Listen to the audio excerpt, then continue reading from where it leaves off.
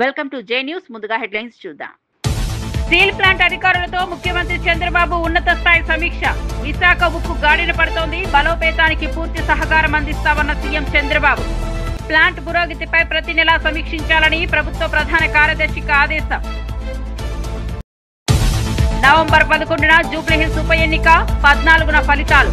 జూబ్లీహిల్స్ సహా పలు రాష్ట్రాల్లోని ఉప ఎన్నికలకు షెడ్యూల్ విడుదల, 13న ఉప ఎన్నిక నోటిఫికేషన్, 21 వరకు నామినేషన్ల గడువు.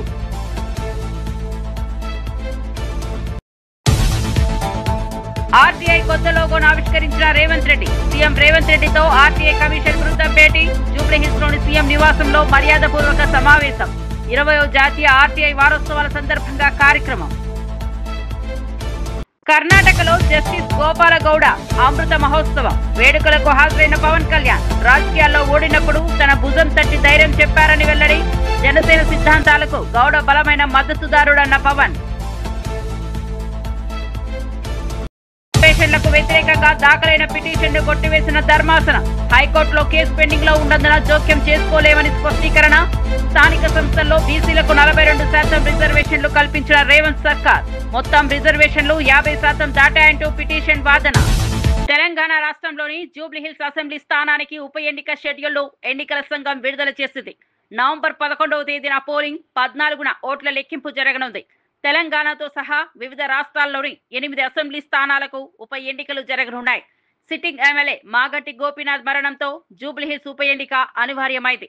ఈ నెల 13న ఉప ఎన్నికకు నోటిఫికేషన్ విడుదల చేస్తారు.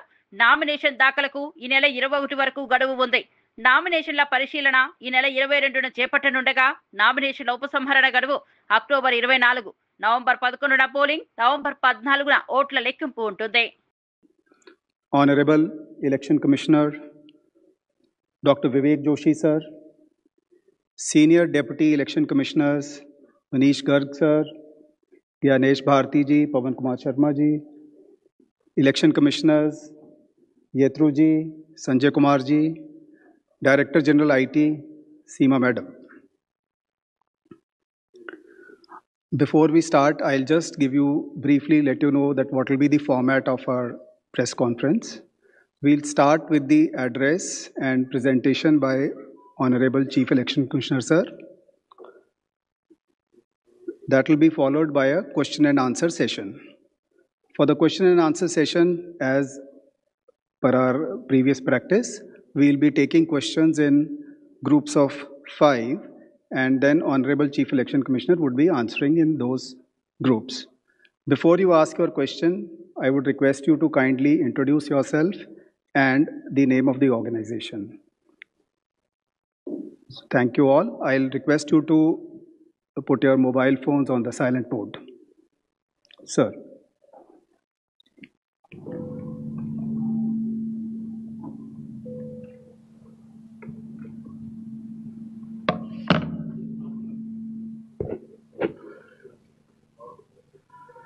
Honorable Election Commissioner Dr. Sukhbir Singh Sandhu ji, Honorable Election Commissioner Dr. Vivek Joshi, Election Commission के वरिष्ठ अधिकारीगण और सभी मीडिया के साथियों,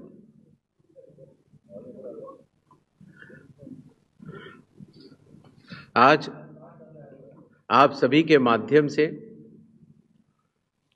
बिहार विधानसभा के आम चुनाव 2025 की तारीखों की घोषणाएं भी होंगी और इस चुनाव में चुनाव आयोग की जो तैयारियां हैं उसके बारे में भी हम आपको बताएंगे।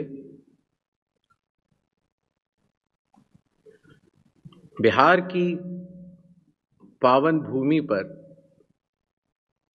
5 वर्षों के बाद अब विधानसभा के चुनाव का आगमन हो रहा है। जैसा कि आप सबको पता है, चुनाव आयोग एक संवैधानिक संस्था है और चुनाव के अपने संवैधानिक कर्तव्य को 2 चरणों में निभाती है। पहला चरण मतदाता सूची बनाना और दूसरा चरण चुनाव कराना। जैसा कि आप सबको पता है, 24 जून 2025 से शुरू हुए विशेष गहन परीक्षण के दौर में मतदाता सूची का शुद्धिकरण किया गया।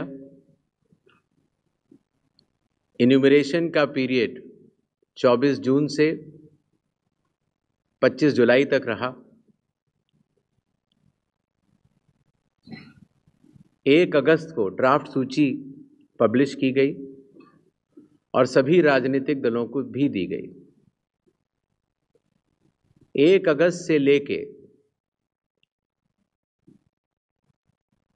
1 सितंबर तक क्लेम्स एंड ऑब्जेक्शंस का पीरियड रहा, जिसमें जिसको भी, चाहे वो मतदाता हो, चाहे वो राजनीतिक दल हो, चाहे उनके बूथ लेवल एजेंट्स हो, उनको क्लेम्स एंड ऑब्जेक्शंस देने का भरपूर समय दिया गया।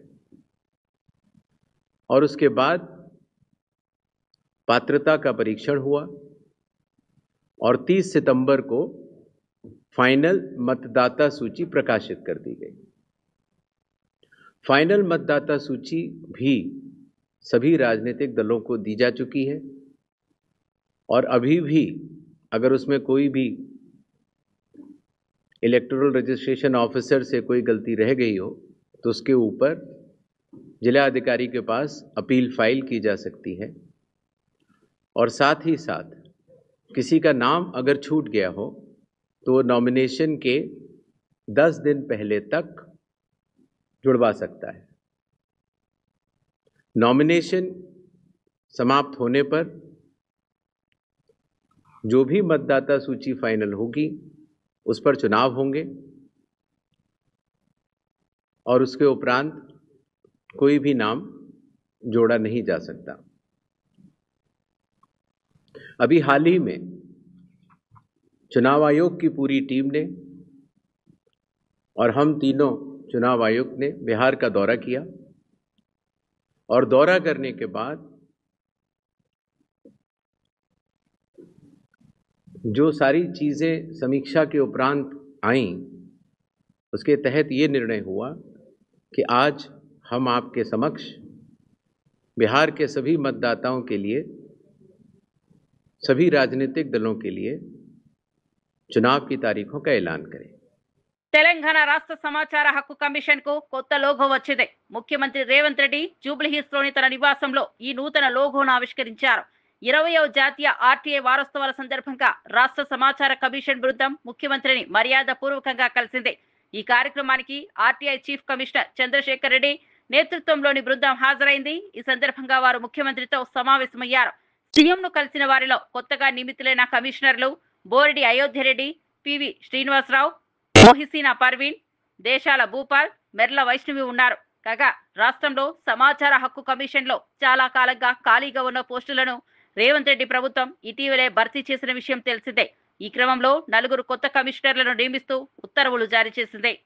రాజకీయాల్లోకి వచ్చి తొలి ప్రయత్నంలో ఓడిపోయినప్పుడు బలంగా ఉండు, మంచి రోజులు వస్తాయని తన భుజం తట్టి ధైర్యం చెప్పిన వ్యక్తి సుప్రీంకోర్టు మాజీ న్యాయమూర్తి జస్టిస్ వి గోపాల గౌడ అని డిప్యూటీ సీఎం పవన్ కళ్యాణ్ గుర్తు చేసుకున్నారు. కర్ణాటకలోని చిక్బల్లాపూర్ జిల్లా చింతామణిలో జరిగిన జస్టిస్ వి గోపాలగౌడ అమృత మహోత్సవంలో పవన్ కళ్యాణ్ పాల్గొని ప్రసంగించారు. జస్టిస్ గోపాలగౌడ కేవలం మాజీ న్యాయమూర్తి మాత్రమే కాదని, పాలకుల తప్పులను, రాజ్యాంగ ఉల్లంఘనలను నిర్భయంగా ప్రశ్నించే ఒక నిత్య పోరాట యోధుడని ఆయన కొనియాడారు. జనసేన పార్టీ సిద్ధాంతాలను, విలువలను జస్టిస్ గోపాలగౌడ ఎంతగానో గౌరవిస్తారని పవన్ తెలిపారు. అలాగే ఇక్కడికి రాగానే చాలా మంది పెద్దలంతా మాట్లాడారు. ఇక్కడ మనకి నీటి సమస్య ఉందని, పెన్నార్ మరియు పలార్ నదీ పరివాహక ప్రాంతం మీద 10,000 చదరపు కిలోమీటర్ల వరకు విస్తరించి ఉంది మన పూర్వపు కోలార్ ప్రాంతం. ఒకప్పుడు ఇది సిటీ ఆఫ్ లేక్స్, సరస్సుల నగరంగా పేరుగాంచిన బెంగళూరుకి దగ్గరలో ఉన్న ఈ కోలార్ ప్రాంతంలో దాదాపు 5,000 పైగా చెరువులు ఉన్నాయి. ఈ ప్రాంతం మన దక్షిణాసియా ఖండంలోనే ఎక్కువగా సరస్సులు, చెరువులు కలిగి ఉన్న ప్రాంతం.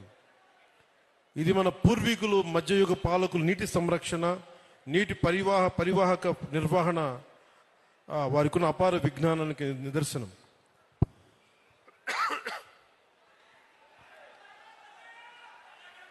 అలాగే ఇది మన జిల్లాలన్నీ కూడా ల్యాండ్ లాక్ రీజియన్స్ కాబట్టి నీటిని అందించడం మీద ఎలాంటి చర్యలు చేపట్టాలి అనేది చాలా బలంగా మాట్లాడారు అందరూ. దానికి సంబంధించిన ఇన్ఫర్మేషన్ కూడా ఇచ్చారు. అలాగే కోలార్, చిక్బళ్ళాపూర్ జిల్లాలు బెంగళూరుకు ఆహారాన్ని అందించే అక్షయ పాత్ర ఈ రోజున నీటి ఎద్దడితో ఇబ్బంది పడుతూ ఉన్నారు. దీనికి సంబంధించి సోదర భావంతో మీ సమస్యని పరిష్కరించడం కోసం ఒక ప్రయత్నం చేస్తారని మీకు తెలియజేసుకుంటా ఉన్నాను. తెలంగాణలోని స్థానిక సంస్థల ఎన్నికల ముందు రేవంత్ రెడ్డి ప్రభుత్వానికి సుప్రీంకోర్టులో భారీ ఊరట లభించింది. స్థానిక సంస్థల్లో బీసీలకు 42% రిజర్వేషన్లు కల్పిస్తూ ప్రభుత్వం ఇచ్చిన జీవోను సవాల్ చేస్తూ దాఖలైన పిటిషన్ను సర్వోన్నత న్యాయస్థానం సోమవారం కొట్టివేసింది. ఈ అంశంపై ఇప్పటికే హైకోర్టులో విచారణ జరుగుతున్నందున తాము జోక్యం చేసుకోలేమని స్పష్టం చేసింది. జస్టిస్ విక్రమ్నా, జస్టిస్ సందీప్ మెహతాలతో కూడిన ధర్మాసనం ఈ పిటిషన్పై విచారణ చేపట్టింది. హైకోర్టులో కేసు విచారణలో ఉండగా ఇక్కడికి ఎందుకు వచ్చారని పిటిషనర్ తరపు న్యాయవాదిని ప్రశ్నించింది. దీనికి న్యాయవాది బదులిస్తూ హైకోర్టు స్టే ఇచ్చేందుకు నిరాకరించిందని తెలిపారు. తెలంగాణలో బీసీలకు 42% రిజర్వేషన్లు అమలు చేయించేందుకు సుప్రీంకోర్టులో పోరాడతామని డిప్యూటీ సీఎం బట్టి విక్రమార్క ప్రకటించారు. రాష్ట్రంలో బీసీ రిజర్వేషన్లకు చట్టసభలు ఏకగ్రీవంగా ఆమోదం తెలిపిన విషయం గుర్తు చేశారు. తెలంగాణలో జరిగిన సిపిక్ సర్వే ఎంతో సమగ్రమైందని, దేశంలో ఎక్కడ ఇంత వివరంగా సర్వే చేయలేదని పేర్కొన్నారు. బీసీల నిజమైన జనాభా, వారి సామాజిక ఆర్థిక పరిస్థితుల ఆధారంగా తీసుకున్న నిర్ణయాన్ని సుప్రీంకోర్టులో ధృవీకరించడానికి రాష్ట్ర ప్రభుత్వం కట్టుబడి ఉందని రాష్ట్ర ప్రభుత్వం కేబినెట్లో నిర్ణయం చేసి శాసనసభలో బిల్లు పెట్టి బిల్లు పాస్ చేసి 42% రిజర్వేషన్ ఇచ్చేయడం కోసం శాసనసభ అది కూడా ఏకగ్రీవంగా అన్ని రాజకీయ పార్టీలు ఆ బిల్లును శాసనసభలో ప్రవేశపెట్టినప్పుడు ఏకగ్రీవంగా అందరూ ఒప్పుకున్న విషయం కూడా మీ అందరూ తెలిసింది. దాన్ని బేస్ చేసుకొని రాష్ట్ర ప్రభుత్వం జీవో ఇష్యూ చేసి స్థానిక సంస్థల ఎన్నికలకి పోతున్నటువంటి ఈ తరుణంలో సుప్రీంకోర్టులో ఒక కేసు దీనిపైన వేసినటువంటి దరిమిల ఈ సుప్రీంకోర్టులో రాష్ట్ర ప్రభుత్వం తరఫున వాదించి దీన్ని ముందుకు తీసుకొని పోవటం కోసం సీనియర్ అడ్వకేట్ అభిషేక్ సింఘ్వి గారిని అట్లాగే ఇతర సీనియర్ అడ్వకేట్లు కూడా రాష్ట్ర ప్రభుత్వం వారందరినీ నియమించుకొని ఈరోజు సుప్రీంకోర్టులో వాదనలు వినిపించడం కోసం వెళ్తూ ఉన్నాం. తప్పనిసరిగా మా అందరికీ నమ్మకం ఉంది. ఎందుకనంటే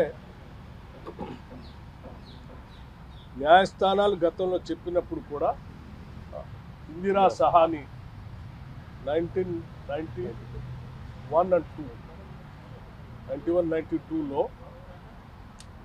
ఎంపిరికల్ డాటా ఉంటే దాన్ని బేస్ చేసుకొని రిజర్వేషన్ చేసుకోవచ్చు అనేటువంటి ఆలోచన కూడా ఆ రోజు ఆ తీర్పులో మనం గమనిస్తాం. సో దాన్ని చాలా సంవత్సరాలు చాలా రాష్ట్రాల్లో బహుశా దాదాపు స్వాతంత్రం వచ్చిన తర్వాత ఇంతవరకు తెలంగాణ రాష్ట్రంలో చేసినట్టుగా సిపెక్ సర్వే ఎక్కడ చేయలేదు. ఆ ఎంపిరికల్ డాటా లేకపోబట్టే ఆ 50% క్యాప్లో ఉంచడం జరిగింది. కానీ ఈరోజు తెలంగాణ రాష్ట్ర ప్రభుత్వం చాలా స్పష్టంగా సిపెక్ సర్వే చేసి ఎంపిరికల్ డాటాతో ముందుకు వచ్చింది కాబట్టి దీనిపైన ఎటువంటి ఇబ్బంది ఉంటుందని మేము అనుకోవట్లేదు.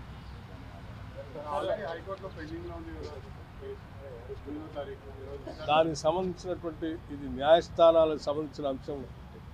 హైకోర్టు, సుప్రీంకోర్టు లేదా సుప్రీంకోర్టు వారి డైరెక్షన్, హైకోర్టు వీరి డైరెక్షన్ ఏది ఇస్తారనేది ఆ న్యాయస్థానాలు చెప్తారు. మాకుంటే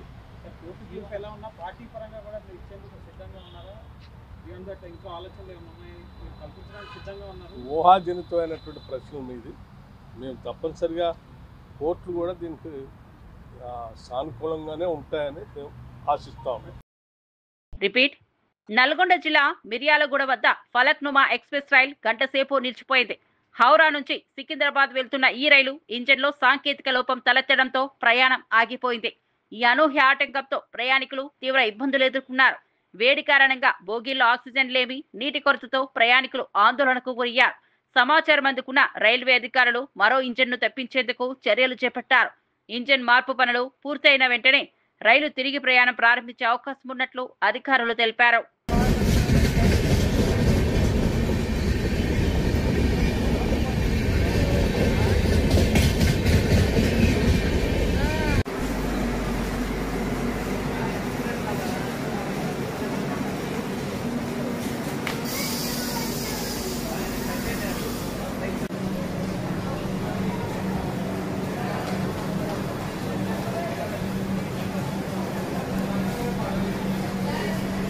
పార్వతీపురం మన్యం జిల్లా కురుపాం బాలికల గురుకుల ఆశ్రమ పాఠశాలను మంత్రి అచ్చెన్నాయుడు సందర్శించారు. పాఠశాలలో ఇటీవల 2 విద్యార్థులు మరణించారని ఆయన ఆవేదన వ్యక్తం చేశారు. విశాఖ కేజీహెచ్ ఆసుపత్రిలో 42 మంది, జిల్లా ఆసుపత్రిలో 93 మంది చికిత్స అందిస్తున్నట్లు మంత్రి తెలిపారు. ఈ సంఘటనపై కారణాలపై వెంటనే ఆరా తీసుకోవాలని ఆదేశించారు.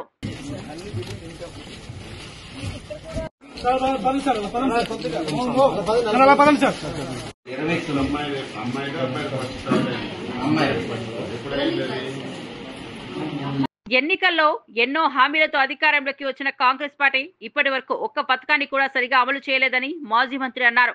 వారి మోసాలను ప్రజలకు తెలియజెప్పడానికి కాంగ్రెస్ బాకీ కార్డు రూపొందించామని, ప్రతి వర్గానికి ఎంత హామీ మందులు మిగిలి ఉన్నాయో ఇంటింటికి బాకీ కార్డుల ద్వారా తెలియజేస్తామని తెలిపారు. బీఆర్ఎస్ ఎమ్మెల్యేలు, కార్పొరేటర్లు, మాజీ ప్రతినిధులు, నాయకులు, కార్యకర్తలతో సమన్వయం చేసుకుని ఈ కార్యక్రమాన్ని నెరవేర్చేందుకు చర్యలు చేపడతామని తెలిపారు. అంత పని చేసిండ్రు, అంత అభివృద్ధి చేసిండ్రు, అంత డెవలప్ చేసిండ్రు. ఇప్పుడు చూస్తే 22 నెలలు అయ్యింది. ఎక్కడ చూసినా ఘోరమే, యాడేసిన గొంగడి ఆడనే. ఎక్కడ ఒక రియల్ ఎస్టేట్ దానికి పోతే అయితే ఒక ప్లాట్ అమ్మతలేదు, ఒక అపార్ట్మెంట్ అమ్మతలేదు, ఒక గజం అమ్మతలేదు. రైతులు అయితే బిడ్డ పెళ్లి చేస్తే కూడా అప్పుడు పోతలేదు. అంత ఘోరం అయిపోయింది. అసలు కరోనా కంటే కూడా అధ్వానమే. కరోనా మంచిగుండే, కరోనా 2 ఏళ్ళు వచ్చినా ప్లాట్లు అమ్మినాయి, బిజినెస్ అయింది, వ్యాపారాలు నడిచినాయి, అన్ని బంద్ ఉన్నా నడిచినాయి, పైసలు ఆడినాయి. ఇప్పుడు అసలు పైసలే ఆడతలేవు, పైసలే కనిపిస్తలేవు. ఓ మాయమైనట్టేనా, ఓ మంత్రం చేసినట్టేనా, ఇదంతా ఎందుకైంది వచ్చేదంతా అని ప్రజలందరూ కూడా డిస్కషన్ వచ్చారు. అంత పెద్ద అన్నపూర్ణ రాష్ట్రం, అంత పెద్ద పంట పండింది, అంత అభివృద్ధి, వ్యాపారాలు, real estate, India level builder అంతా వచ్చి హైదరాబాద్కి వచ్చినాయి. ఎత్తైన 58 అంతరాల బిల్డింగ్లు కట్టింది, అమ్ముడు పోయినాయి. ప్రపంచమంతా హైదరాబాద్ అంటే ఒక సింగపూర్, న్యూయార్క్ లెక్క చూసిరు దాన్ని. ఆ చుట్టూ దాన్ని అంతా బిత్తరపోయింది, బోసిపోయింది. ఇప్పుడు ఆ రింగ్ రోడ్ వెంబడి వస్తుంటే హైదరాబాద్ అంతా ఫైనాన్షియల్ సిటీ వస్తుంటే అంటే బాధ అవుతుంది. బిల్డర్స్ అంతా అవుట్ అయిపోయారు, కష్టాలలోకి వచ్చేసి ఇవన్నీ కూడా. కాబట్టి మనం అంతా ప్రజలు కూడా అందరూ గమనించాలి. కాంగ్రెస్ ప్రభుత్వం ఇచ్చిన మాటలను వాళ్ళని ఈ ఎలక్షన్లల్లా, రాబోయే ఎలక్షన్లల్లా ఘోరంగా మనమంతా కూడా వాళ్ళకు ఓటు వేయకుండా ఓటుతోటే బుద్ధి చెప్పి మనం మళ్ళా బీఆర్ఎస్ ప్రభుత్వాన్ని గెలిపించుకోవాలి. మనం పాత రోజులకు మళ్ళీ రావాలి. మనం మళ్ళీ కేసీఆర్ మళ్ళీ సీఎం కావాలి. మనం అందరం కూడా ఒక యూనిట్ తోటి టీం వర్క్ కూడా జూబ్లీహిల్స్లో కూడా వాళ్ళు ఎంత చేసినా, ఎంత ఖర్చు పెట్టినా గ్యారంటీగా బీఆర్ఎస్ పార్టీ గెలుస్తారు. తప్పకుండా మేమంతా కూడా ప్రతి వాళ్ళ తిరిగి ప్రతి ఒక్కరికి కూడా ప్రజలకు అర్థమైపోయింది వీళ్ళ మోసపూరిత పదార్థం, వీళ్ళ బాకీలన్నీ మొదలు ప్రజలకు గట్టి ఓటు అడగాలని చెప్పి ప్రజలు ఇంటింటికి పోతే వాళ్ళు ఇదే నిలదీయాలని కూడా చెప్తున్నా. అందరికి కూడా జై తెలంగాణ, జై కేసీఆర్. హైదరాబాద్ లోని హెచ్ఎండిఏ కార్యాలయం ఎదుట ట్రిపుల్ ఆర్ అలైన్మెంట్ మార్పు కోసం శాంతియుత ఆందోళన చేపట్టేందుకు సిద్ధమైన రైతులను పోలీసులు అరెస్ట్ చేశారు. వికారాబాద్ జిల్లా నవాపేట, పూడూరు, మోమిన్పేట నుంచి వచ్చిన రైతులు హైదరాబాద్ చేరుకోవడానికి ప్రయత్నించిన సమయంలో పోలీసులు ముందస్తు చర్యగా వారిని అరెస్ట్ చేసి పోలీస్ స్టేషన్ కు తరలించారు. భవిష్యత్ ఆందోళనలను నిరోధించడానికి తీసుకున్న ఈ చర్య దారుణమని బీఆర్ఎస్ నాయకులు విమర్శించారు. రైతులను వెంటనే విడుదల చేయాలని డిమాండ్ చేశారు.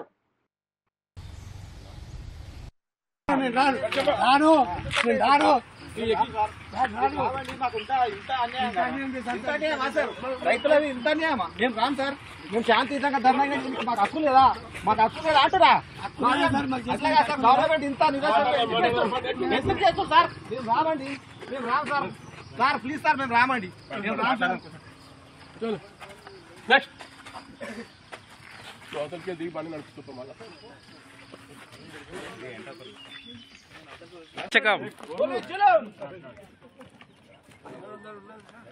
Right.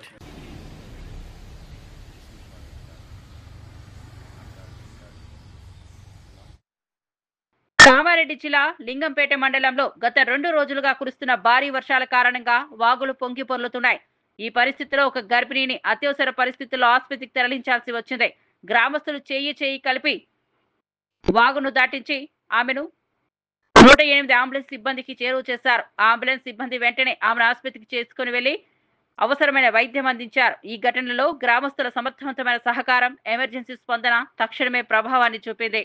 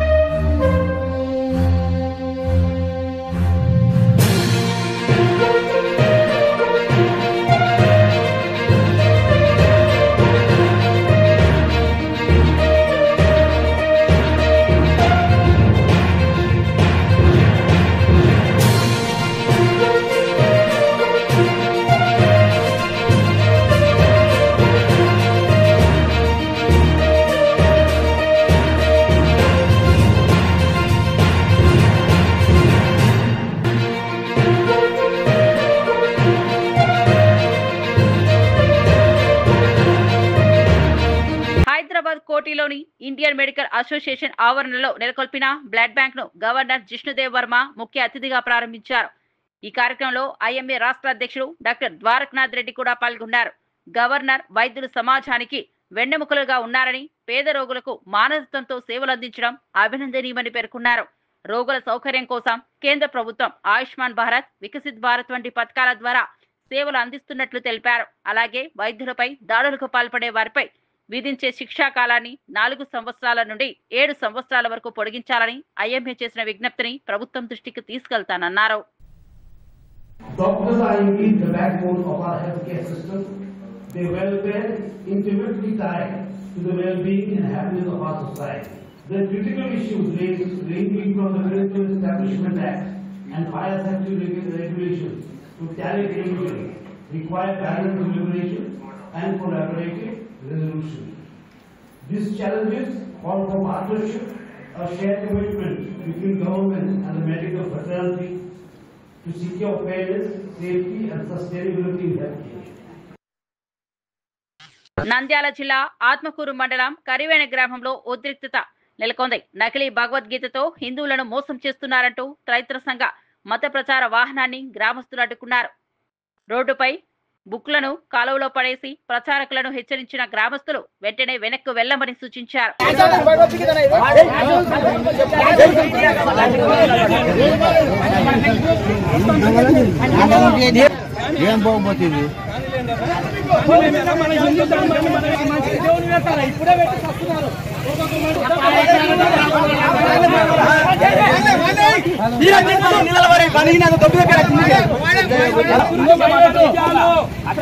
వైపరీత్యాలు ఎందుకు వస్తున్నాయంటే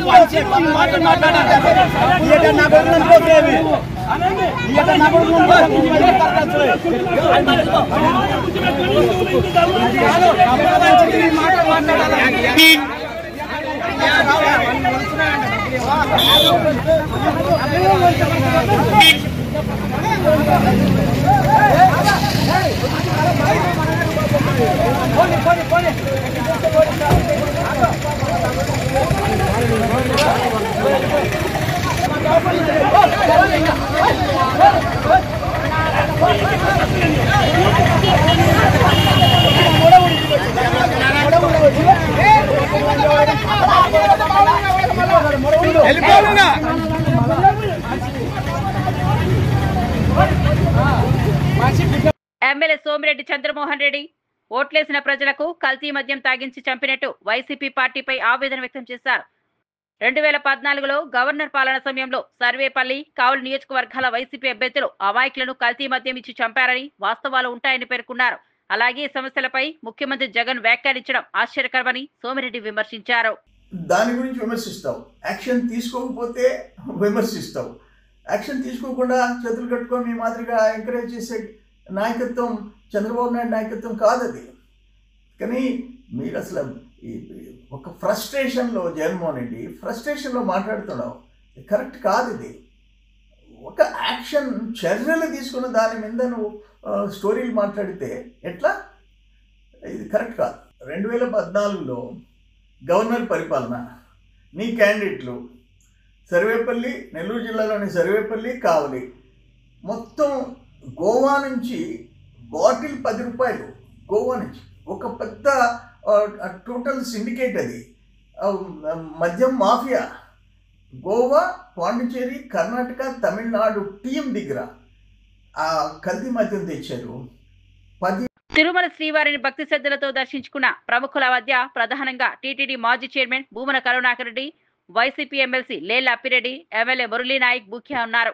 వారు భక్తిభావంతో ప్రత్యేక పూజల్లో పాల్గొని ఆలయ నిర్వహణ మరియు భక్తుల సౌకర్యాలపై ఆనందం వ్యక్తం చేశారు. ముఖ్యుడో ఈ రాష్ట్రంలో ప్రముఖుడో ఇట్లా మాకు కూడా బిఆర్ నాయుడు గారు, మా ఇంట్లో ఎవరో చనిపోయినారు, మీరు వచ్చి ఆ కర్మక్రియల రోజున మాకు వేదాశీర్వచనము, శేషవస్త్రము, స్వామివారి లడ్డు ప్రసాదాలు అందజేయండి అనేటువంటిది ఒక రివాజుగా మారేటువంటి పరిస్థితి వస్తే దీనికి ఎవరు సమాధానం చెప్పాలి? ఏటి సూతకం ఉన్నటువంటి అదనపు ఈవోకి, ఏటి సూతకం ఉన్నటువంటి అదనపు ఈవో గారికి వేద ఆశీర్వచనం, అది కూడా స్వామివారి వేద పారాయణదారుల చేత సాక్షాత్తు స్వామివారి తిరువాభరణాల సంరక్షకుని చేతుల మీదుగా లడ్డు ప్రసాదాలు అందజేస్తూ వాటిని ఇవ్వటం అన్నది తీవ్రమైన అభ్యంతరకరం.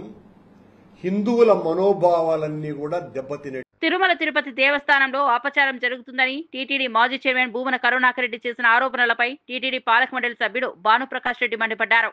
టీటీడీ చైర్మన్ బిఆర్ నాయుడు, అదనపు యువ వెంకయ్య చౌదరి తండ్రి పెదకర్మలో పాల్గొన్న సందర్భంలో భూమన కరుణాకర్ ఈ వ్యాఖ్యలు చేశారు. తిరుమల తిరుపతి దేవస్థానంలో అపచారం జరిగిపోతోంది అని చెప్పి అసత్య అబద్ధపు ప్రచారాన్ని మాజీ ధర్మకర్తల మండలి అధ్యక్షులు భూమన కరుణాకర్ రెడ్డి గారు ఈరోజు తిరిగి ఒక అంశాన్ని లేవనెత్తడం జరిగింది. వెంకయ్య చౌదరి గారు తండ్రి గారు మరణించిన తర్వాత నిన్న పెద్దకర్మ కార్యక్రమంలో మా టీటీడీ చైర్మన్ బిఆర్ నాయుడు గారు అక్కడికి వెళ్లిన సందర్భంలో వారికి కప్పినటువంటి. బులెటిన్ ముగించే ముందు హెడ్లైన్స్ మరోసారి చూద్దాం. స్టీల్ ప్లాంట్ అధికారులతో ముఖ్యమంత్రి చంద్రబాబు ఉన్నత స్థాయి సమీక్ష. విశాఖ ఉక్కు గాడిన పడుతోంది, బలోపేతానికి పూర్తి సహకారం అందిస్తామన్న సీఎం చంద్రబాబు. ప్లాంట్ పురోగతిపై ప్రతి నెలా సమీక్షించాలని ప్రభుత్వ ప్రధాన కార్యదర్శికి ఆదేశం. నవంబర్ 11న జూబ్లీహిల్స్ ఉప ఎన్నిక, 14న ఫలితాలు. జూబ్లీహిల్స్ సహా పలు రాష్ట్రాల్లోని ఉప ఎన్నికలకు షెడ్యూల్ విడుదల, 13న ఉప ఎన్నిక నోటిఫికేషన్, 21 వరకు నామినేషన్ల గడువు.